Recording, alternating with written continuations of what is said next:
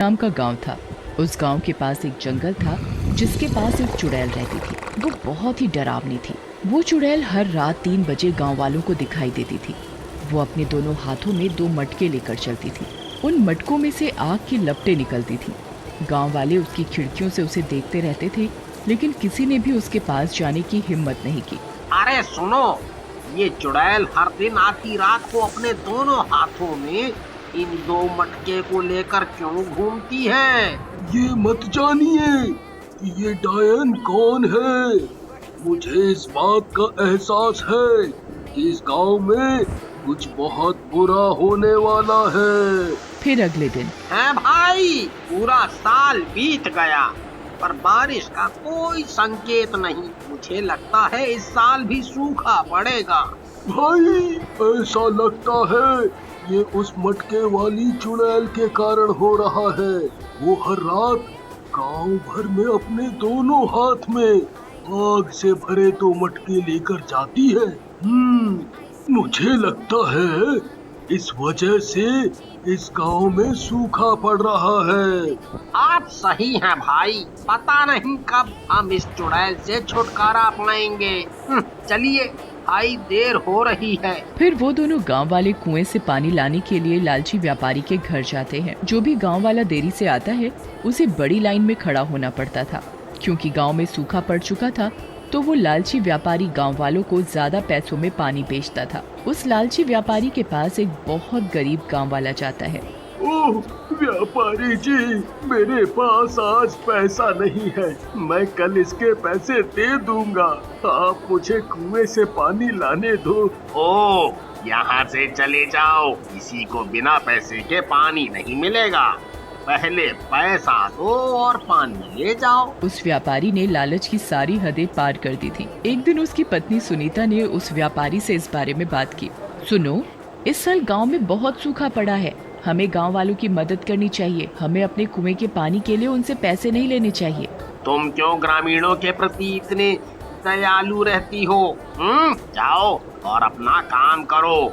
ये समय पैसा कमाने का है और मैं इस मौके को अपने हाथ से गंवाना नहीं चाहता। ठीक है, मैं भी इस घर में तुम्हारे जैसे लालची आदमी के साथ नहीं रहना चाहती। मैं जा रही हूँ अपने मायके।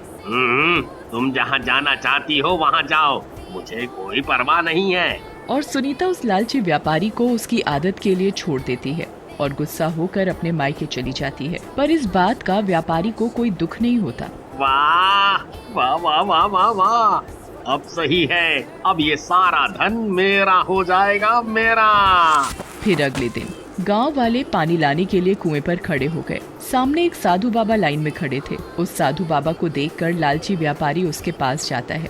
देखो बाबा, इस कुएं का पानी मुफ्त नहीं है, इसके लिए आपको भुगतान करना होगा। बेटा, मेरे पास कोई पैसा नहीं है। फिर कहीं और से पानी ले लो, यहाँ कुछ भी मुफ्त नहीं मिलता।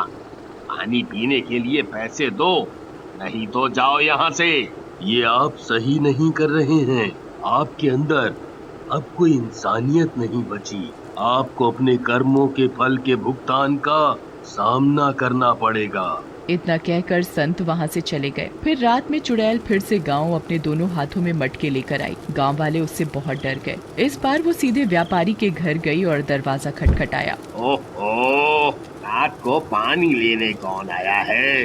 मुझे इतनी रात को नींद से उठाया। अब तो मैं उससे पानी के लिए ज्यादा पैसे लूंगा। तब लालची व्यापारी ने खिड़की से झांक कर देखा तो वो दंग रह गया।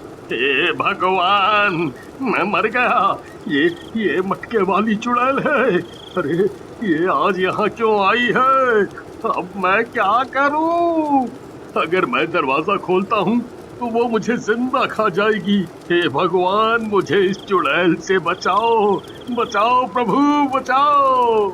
मटके वाली चुड़ैल ने फिर से दरवाजा खटखटाया, लेकिन डरे हुए व्यापारी ने दरवाजा नहीं खोला। फिर चुड़ैल ने दोनों मटकों में से एक मटके को उसके दरवाजे पर रख दिया और वहाँ से चली गई। हे भगवान, तेरा लाख लाख शुक्र है, मैं बाल बाल बच गया। फिर वह देखने के लिए बाहर निकला। वह अपने दरवाजे पर एक मटके को देखकर हैरान रह गया, जिसमें से आग की लपटें निकल रही थी। ऐसा लगता है कि चुड़ैल यहाँ थोड़ा पानी मांगने के लिए आई होगी, इसीलिए उसने अपने मटके को पीछे छोड़ दिया। इसे पानी से भरने दो, नहीं तो वो मुझे नहीं छोड़ेगी। इसके बाद उसने मटके में पानी डाल दिया, लेकिन वो अंदर नहीं गया, बल्कि उस मटके की आग की लपटें और बढ़ने लगी। ओह, ये क्या हो रहा है? पानी ने मटके की आग नहीं बुझाई और ऊपर से आग की लपटें और बढ़ गई हैं। वो लालची व्यापारी और परेशान हो गया। फिर अगले दिन सुबह वो मदद के लिए सीधे उस साधु की झोपड़ी में गया, जिस साधु को उसने पानी पिलाने से इनकार कर दिया था। वो बहुत डरा हुआ था, ये सोचकर कि पता नहीं अब वो साधु मुझे माफ करेगा या नहीं, या मेरी मदद करेगा भी या नहीं। साधु बाबा, मुझे माफ कर दो। मैंने तुम्हें उस दिन पानी लाने नहीं दिया था।